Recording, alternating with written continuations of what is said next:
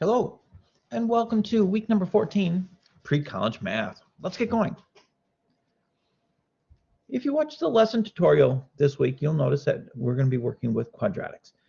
We're going to be trying to graph a quadratic. We're being able to write an equation of a quadratic and rewrite an equation in vertex form. And our textbook says that that's standard form, which is kind of weird. I mean, that's the only textbook I've ever seen that calls vertex form standard form. So we'll have to deal with that, but it's not a big deal.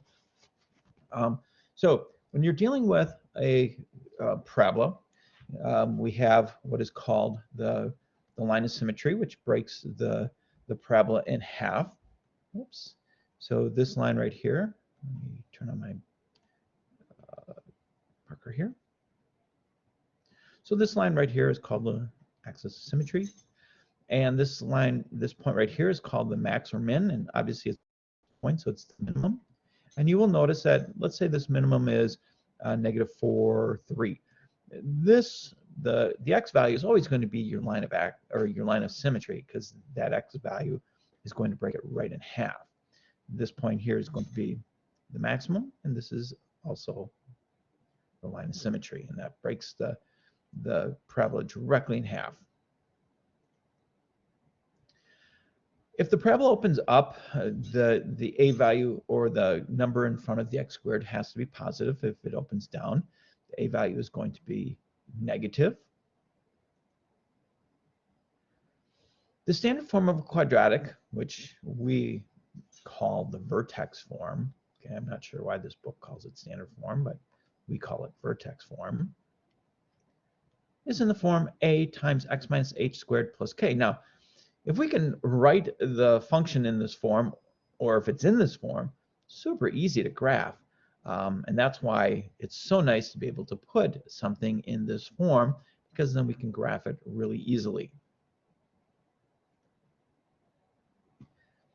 And in order to write something in vertex form, so for example, if I gave you something like x squared plus 8x plus 4, and I asked you to write this in standard form so we can graph it, what you would do is you'd rewrite it as x squared plus 8x plus something minus something, because we're going to add a number and then we're going to subtract the number, so we're really not changing the function. But what we're trying to do is we're trying to make this a perfect trinomial square.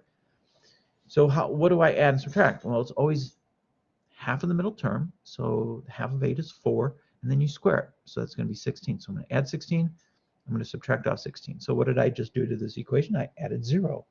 However, now this factors nicely. It factors down to x plus 4, quantity squared, and then negative 16 plus 4, that's minus 12. So now my function is in what we call vertex form. What is a vertex? Vertex is opposite this, so -4, -12. So if I was going to graph this thing out, I know that if I go over to -4, down -12, that's where the lowest point, my a value is positive, so I know my parabola is going to go up, just like that. Now, you have to be a little bit more careful when you graph.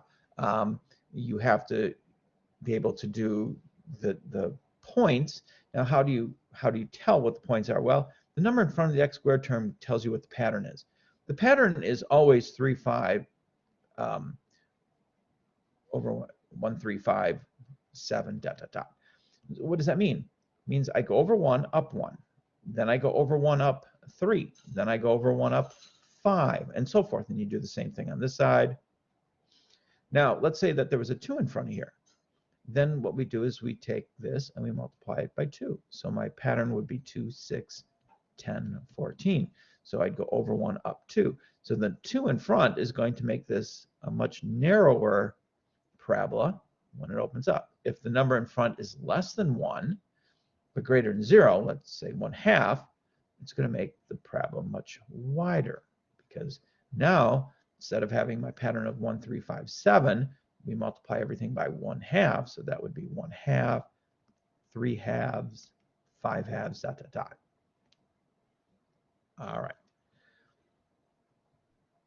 Let's take a look at the practice for this week. It says, which is the graph of y equals x minus 1 squared minus 2. Well, this is in vertex form, so what is a vertex? Vertex, I always do a V here, standing for vertex. It's always opposite what's inside the parentheses. So 1, negative 2. That's my vertex. I know my parabola is going to open up. So 1, that one's not 1, negative 2. 1, negative 2, that's not 1, negative 2. 1, negative 2, that's my vertex. Over 1, up 1. Over 1, up 3. Yeah, this is my graph right there. So I'm going to go with letter B. Problem number 2. It says consider the parabola graph below is in the form y is equal to x minus h squared plus k. Based on the graph, which statement is most correct above the parameter k? Well, since the graph is shifted down, this k value has to be negative or less than 0. Okay, so it's going to be less than 0. I'm going to go with letter A. Number 3, what is the equation of the parabola? So now I have to write an equation of a parabola. Well, what do I need in order to write an equation of a parabola? I need 2 things. I need the vertex. Vertex is pretty easy to find. Vertex is right here, 0, 0. And I also need to know what the A value is, and that is the pattern. So from here, I go over 1. How far down do you go? That is your A value. 1, 2, 3. Looks like maybe 4. Over 1, down 4. So my A value is, but it's going to be negative, right? Because it's opening down. So there's my A value. So how do I write my equation? My equation is y is equal to A x minus h squared plus k. Well, this is my h and k value. So negative 4 x minus 0 squared plus 0. Now, since it's 0, I could just rewrite it as negative 4x squared, right? Because it's not shifting any direction. It's not shifting to the left, to the right, up or down. So I could just rewrite it as negative 4x squared, or letter B. Number 4, it says if the original parabola is y is equal to x squared, how would it change if you graph y is equal to 2 times x minus 3 squared plus 1 for the graph? Okay, well, x squared is the standard parabola, right? And then this one, the vertex is 3, 1. So that means it's going to be shifted over 3 places and up 1. So I'm going to be shifted 3 to the right and 1 up. And it's going to be thinner because the 2 in front is going to make my thinner. So translated right 3, up 1, yeah. Vertical stretch by a factor of 2. That looks pretty good to me. I'm going to go with letter A. Vertical stretch. So I'm stretching this graph up vertically. And it's translated to the right 3 and up 1.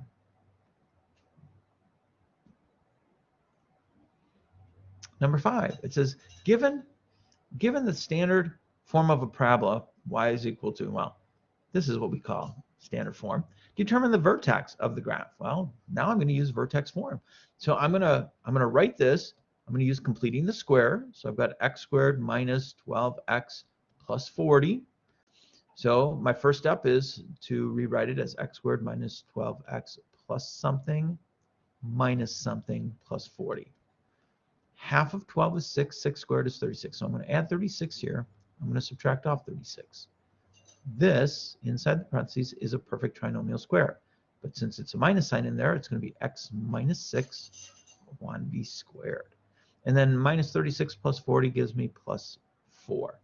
So this is the same equation as this, except now it's in vertex form. Why is that nice? Because it's so nice to be able to graph it. If they asked me to graph this, I wouldn't have a clue where to start. But if they asked me to graph this, well, I know my vertex is 6, 4, so I'd go over 6, up 4. I know my parabola is going up, so it'd be real quick to sketch that. Okay, so what is my answer? X minus 6 squared plus 4. So I'm going to go with letter C for that answer. Number 6, it says given the standard form, Now this one's a little bit tougher.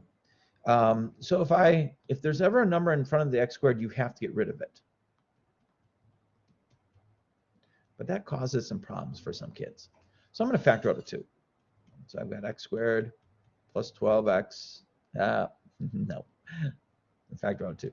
X squared plus 6x plus something minus something, and then factor out, so that's 13 there. Oh, I guess I don't, since it's not inside the parenthesis, I didn't factor it out. It's just plus 26 still.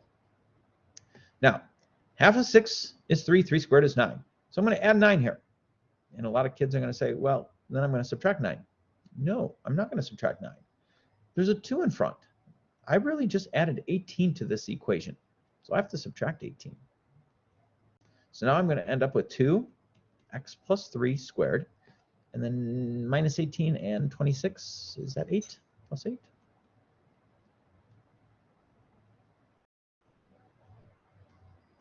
Letter B. Number 7, it says the following parabola is in standard form. What would need to be put in the space below to complete the square and convert it to vertex form? Well, half of 12 is 6. 6 squared is 36. So I'm going to add 36. And I'm going to subtract off 36.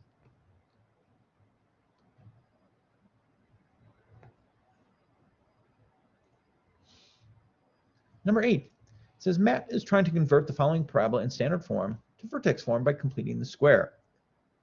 But he has made an error. Okay, so it's got the 2 there. You really have to factor out that 2. That doesn't work if you don't factor out the 2.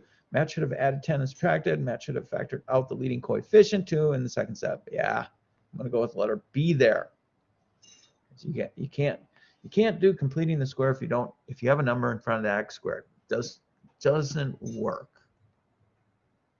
Number 9, what is the vertex form of the following parabola? So I've got x squared minus 12x plus 9. So I'm going to rewrite this as x squared minus 12x plus something minus something plus 9. Half of 12 is 6. 6 squared is 36. So I'm going to add 36. I'm going to subtract off 36. Well, here I have, so this is going to factor down to x minus 6 squared. Negative 36 plus 9, is that 27? Negative 27? So my vertex is opposite of this, so it's going to be 6, negative 27.